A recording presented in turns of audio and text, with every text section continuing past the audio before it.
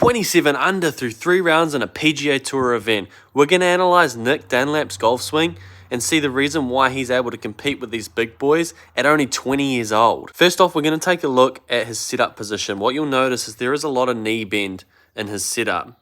And the interesting thing is he uses his hips in a little bit of a different way compared to most PGA Tour players.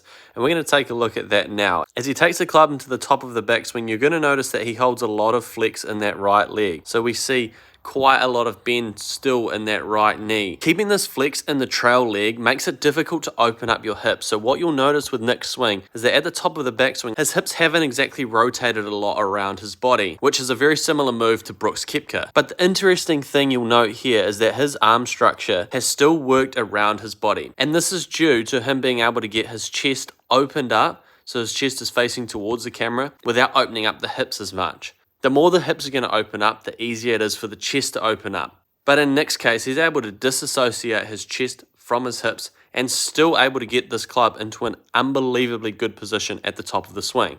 And now as he transitions into the downswing, you're going to see this position here. And this is a tour-like position. You'll notice that the shaft has shallowed into a very solid position.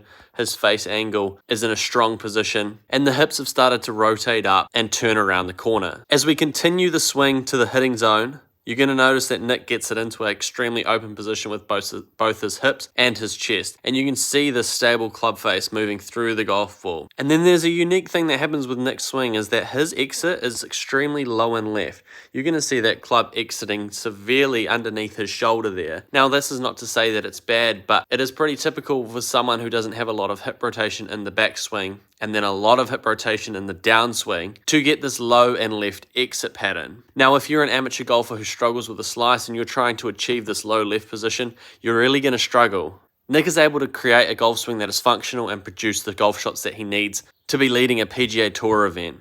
And so make sure you're careful with what you pick and choose from someone's golf swing, because unfortunately, you're probably not as good as what Nick is.